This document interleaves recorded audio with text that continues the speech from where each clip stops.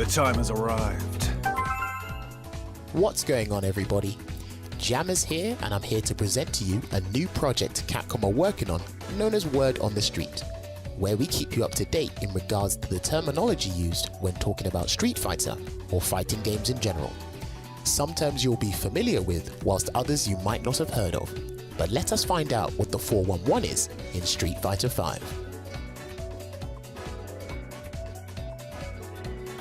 Now there's a lot of information to absorb in this video, so feel free to pause and rewind the video at your own pace. Now, let's begin! In order to gain the upper hand in a match, one must understand how the neutral works in their respective fighting game. But what is neutral? Short for neutral game. Neutral is the situation where both players are neither attacking or defending, so no player has the advantage over the other. In neutral, the objective is simple.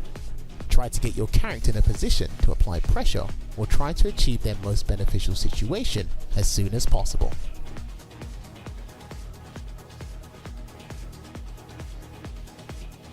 You need to take advantage of things like your character's normal attacks, walk speed and dashes, and certain special attacks to help you gain control while simultaneously ensuring that the opponent doesn't try to use their tools against you. Be warned though, in Street Fighter V there are a number of moves that can bypass the neutral game. Moves that can travel a fair distance that are pretty fast, or moves that preoccupy a very important space to distract the opponent and limit their options. Neutral is different in every fighting game. Some games have incredibly fast neutral, whilst other games have a relatively slow neutral. Your spacing and situational awareness will play a key part in playing the neutral game. As the game's meta grows and develops, so should your understanding of the neutral.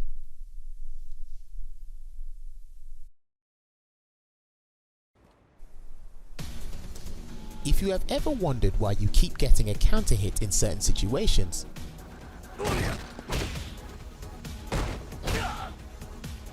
then one way is probably via the frame trap.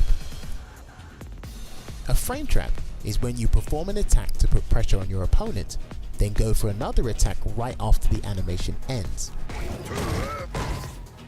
If the opponent tries to attack between the two moves, then you will earn a counter hit. The first move in the sequence can visually seem punishable, but is actually advantageous on block. This can apply to both normal attacks and special attacks. The standard way to do a frame trap in Street Fighter V is by going for a move that is advantageous on block anyway, and then follow up with a move that is reasonably quick. A frame trap is basically like doing a link, but with safe moves. Let's take Nash for example.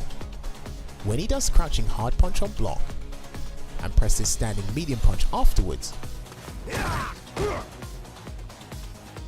if the opponent tries to challenge between the two moves, then the standing medium punch will connect as a counter hit. This is what a frame trap looks like. If the opponent gets hit by the crouching hard punch, then Nash can link into the standing medium punch and it becomes a combo.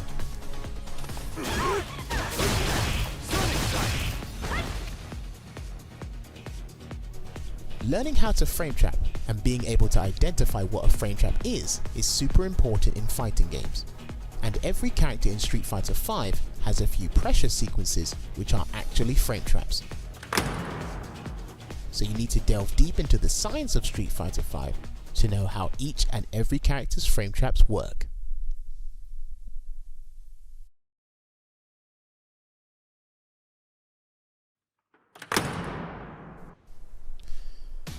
Buffering, or buffers for short, is when you input a move whilst the character is still in the animation of another move. Usually what happens in Street Fighter is you buffer a cancelable normal attack into a special move really quickly.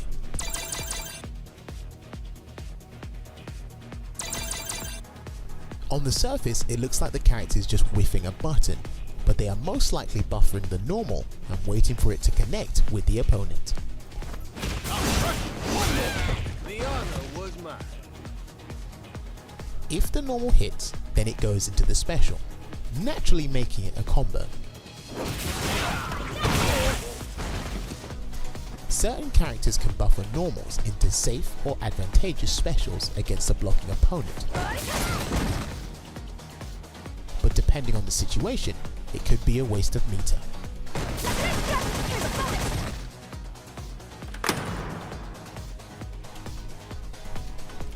Now hit confirming, on the other hand, is a little different.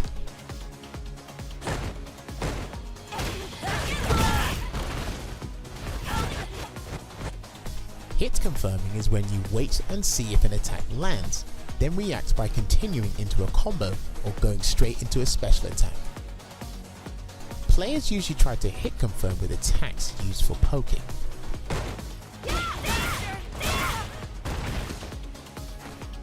If the attack hits, then you continue the combo. If the attack is blocked, then you cancel it into a safe move or go back to neutral.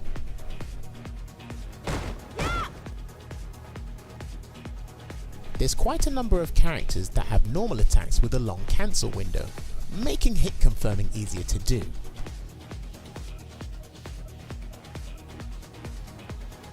But that doesn't mean you shouldn't practice the technique.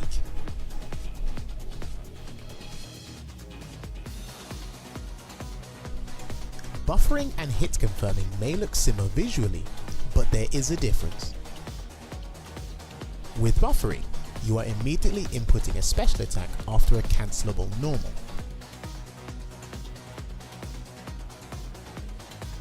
Whereas with hit confirming, you are waiting to see if the move you did hit or not to determine your next action.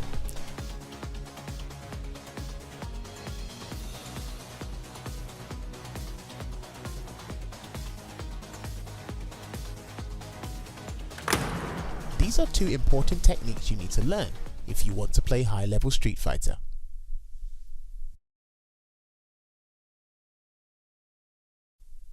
One of the things you might have heard top-level players say in terms of how to determine whether or not a character is strong or weak in Street Fighter V is through their Oki game. But what is Oki?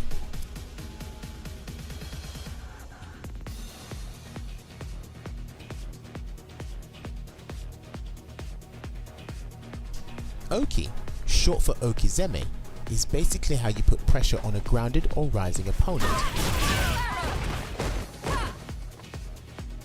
The objective with Oki is to put the opponent in a situation in which they must block. And you can do this with a variety of attacks, such as projectiles,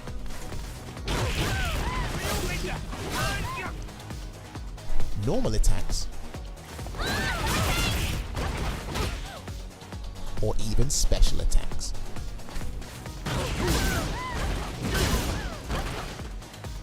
In Street Fighter V, having good Oki is huge because there's a massive emphasis on offense in the game. But Oki is more of a psychological game due to the fact that the defender has different ways of rising and possibly strong wake-up options.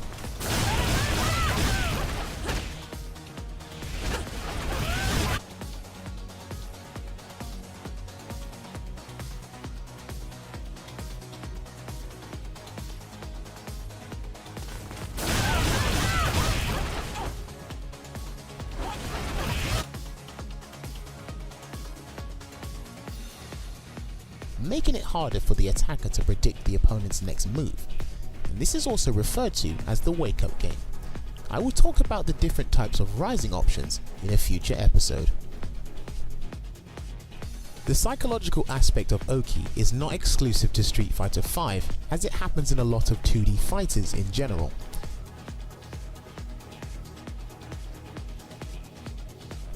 As stated before, Oki is very important in a game like Street Fighter V.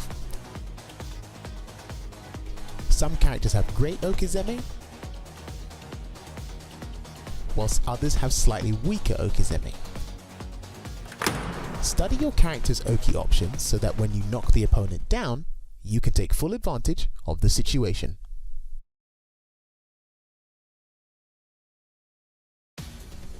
One of the key ways to take full advantage of a knockdown and maintain offense in Street Fighter V is through your meaties. So let's define the term meaty. A meaty is when you go to attack your opponent as they are rising from a knockdown in such a way that only the latter part of the move connects with the opponent.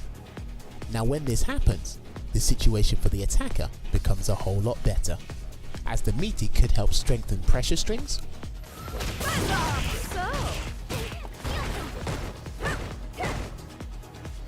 or open up new combo possibilities on hit.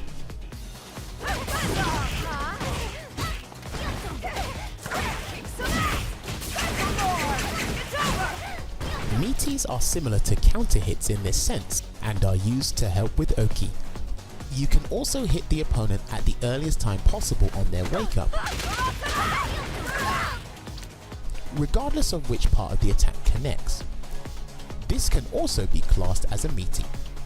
The more active a move is, the easier it is to go for a meaty attack.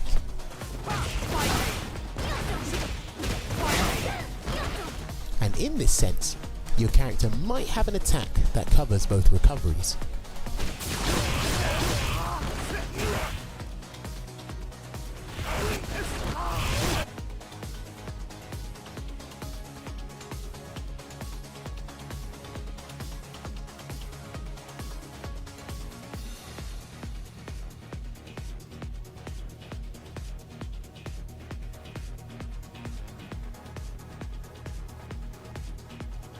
Find out what meaty setups your character could do in Street Fighter V and practice them.